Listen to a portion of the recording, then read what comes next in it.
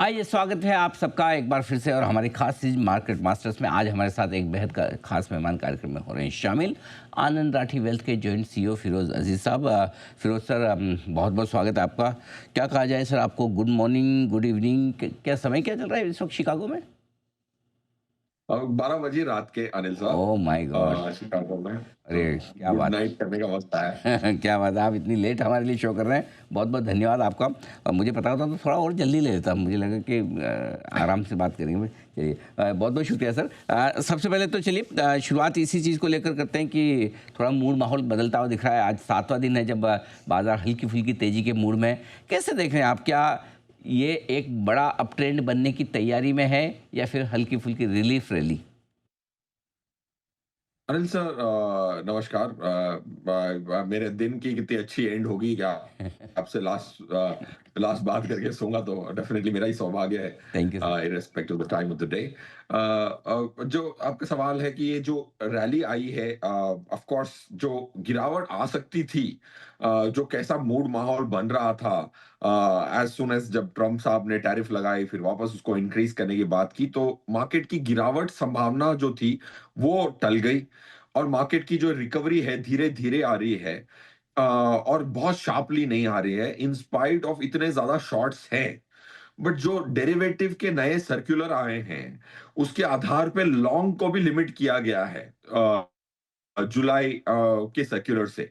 सो पहले क्या था कि सिर्फ शॉर्ट पे लिमिट थी, अब लॉन्ग पे भी लिमिट है। जब शॉर्ट पे लिमिट थी तो कोई खुशखबरी आती थी, आप लास्ट 2 साल में देखें तो खुशखबरी आते ही मार्केट बहुत ज्यादा रैली देती थी। बैक टू बैक 5 दिन में निफ्टी 1000 पॉइंट ऊपर चली जाती थी। बट तब का दौर अलग था क्योंकि सिर्फ शॉर्ट पे लिमिट थी, लॉन्ग पे लिमिट नहीं थी। बट इस साल सेबी ने लॉन्ग पे भी लिमिट लगाई है, तो ऐसी स्पोरैडिक मूव्स, एक जो पॉजिटिव बायस था वो मार्केट का न्यूट्रलाइज होता हुआ दिख रहा है। तीसरा, मेरे हिसाब से ये जो बेस बन रहा है वो वापस अपनी नई शिखर को निफ्टी प्राप्त करने की कोशिश में लगी हुई है, तो वो उसकी संभावना काफी बढ़ गई है इस कैलेंडर ईयर में। ऑफ कोर्स कैलेंडर ईयर में काफी सारे महीने बाकी हैं, बट निफ्टी को अपनी 26,217 जो भी क्लोजिंग पीक थी उसको रिकैप्चर करने की संभावना मेरे हिसाब से काफी बड़ी है। इस व्हाट लास्ट 10 दिन में संभावना बड़ी है क्योंकि एक बेस फॉर्मेशन सा देखने को मिला है। In spite of positive long positions पे भी लिमिट होने के बावजूद market is drifting upwards, which I think is a good news. बढ़िया। तो इसी कैलेंडर कह रहे हैं आप, मतलब दिसंबर तक ये लाइफ हाई बनने के चांसेस बन रहे हैं? ये अनिल सर आपको ज्यादा पता है, बट ये मेरा अनुमान है। नहीं नहीं। प्रार्थना भी कर रहा हूं मैं। वैसे वैसे आप फिटनेस फ्रीक है और मुझे पता है कि शुगर वगैरह कम, फिर भी फैट वगैरह कम लेते होंगे, लेकिन फिर भी अगर इसी साल बन जाए 2025 में, तो आपके मुंह में घी शक्कर का मिक्सचर बिल्कुल जरूर जरूर हो जाए। कि ये लोग काफ़ी दिनों से इंतज़ार कर भी रहे हैं। लेकिन इस शायद पूरे इंतज़ार में एक बड़ा ट्रिगर जीएसटी कट का भी हो सकता है। आप कैसे देखते हैं, कितना बड़ा गेम चेंजर है ये, और बाजार पर शॉर्ट टर्म और लॉन्ग टर्म दोनों लिहाज से कैसे असर डालेगा? अनिल सर, लॉन्ग टर्म में ज्यादा असर डालेगा। और इसको अगर मैं एक हिस्सा मानूं पुश का, और एक आइसोलेशन में डिसीजन को ना लूं, तो रेट कट है, नई टैक्स रिजीम है, पैसे ज्यादा लोगों के हाथ में छोड़ने की, जो लास्ट बजट में भी ये 12 लाख तक ऑलमोस्ट टैक्स फ्री, ये जो सब निर्णय एक साथ अगर आप सबको जोड़ के देखते हैं तो एक कंजम्पशन की जो बूम है वो बिल्ड होती दिख रही है। और इस बार कंजम्पशन से आगे भी है। तो मेरी जो थीम थी ABC, automobile, banking and consumption, उसमें अब ड्रग्स डी भी जुड़ गया है, एनर्जी ई भी जुड़ गया है, रिन्यूएबल एनर्जी। तो मेरा ये मानना है कि जीएसटी की जो कट्स हैं उसकी एक लॉन्ग टर्म इम्पैक्ट होगी। जैसे काफी 3-4 साल पहले या उससे भी थोड़ी ज्यादा, जब टैक्स रेट्स कट हुए थे कॉर्पोरेट्स के, वो आज तक हमें फायदा मिल रहा है। वैसे ही आई थिंक जीएसटी के कट्स पे काफी फायदा मिलेगा from a long term perspective. And it's not a short term move, but a very long positive move. ये सर, लगता है आप तो एबीसीडी रीडिफाइन कर देंगे। A for auto, B for bank, C for consumption, D for drugs यानी pharma, E for energy यानी कि पावर। क्या बात है, मज़ा आ गया। मतलब रिसर्च के साथ साथ एकदम वो पूरा कॉम्बिनेशन जो बना के आप बता रहे हैं, वेरी इंटरेस्टिंग। अच्छा सर, अब एक और चीज़, शायद बाज़ार इसलिए भी अटके पड़े थे, ट्रंप का टेरर बहुत था। क्या समझा जाए, कम हो रहा है, ख़त्म हो रहा है, और अब नेगेटिव कम और पॉजिटिव ज़्यादा आ सकते हैं, ऐसी उम्मीद रखना ठीक है? ग्लोबल सिनेरियो को कैसे देख रहे हैं आप? अनिल सर, मैं भी अभी 2-3 दिन से बॉस्टन, न्यूयॉर्क और शिकागो में थोड़े इन्वेस्टरों से, एफआई फंड मैनेजरों से मिला। हुँ, तो उनसे ये पूछ रहा था, भाई आपने बेचने के बाद इस कैलेंडर ईयर भी इतनी सारी बिकवाली की है, हुँ, हुँ। वो स्पेसिफिक एफआईआईज़ ने नहीं, बट क्या आपके सर्कल्स में क्या सुनने को मिलता है? एक बहुत दुखद बात उनको लगती है कि भाई हमारे काफ़ी सारे फंड्स को टैक्स एग्जेम्पशन मिलता है जापान में, चाइना में, बट इंडिया में नहीं मिलता है। तो उसकी वजह से एक नेगेटिव बायस है इंडिया के प्रति। दूसरा, यूएस में जो हो रहा है वो काफ़ी अनोखा है। जैसे कल आपने देखा होगा कि एक आईटी कंपनी ने कोई रिजल्ट दिए और अब इतनी बड़ी कंपनी 40% एक दिन में 44% की राइज दिखाती है। तो क्या हो रहा है कि जो मोमेंटम कै कैश मार्केट में लिक्विडिटी चेज़ कर रही है हेवी स्टॉक्स को because of index fund investing, उसके साथ जो स्ट्रक्चर प्रोडक्ट्स की इश्यूएंसेस हैं, उसकी वजह से जो डेरिवेटिव की पोज़ीशंस बिल्ड हो रही हैं, ये बड़े स्टॉकों पे, उसकी वजह से जिसको कहते हैं, कल जो आईटी स्टॉक का रैली देखने को मिला, वो शॉर्ट गामा की वजह से मिला।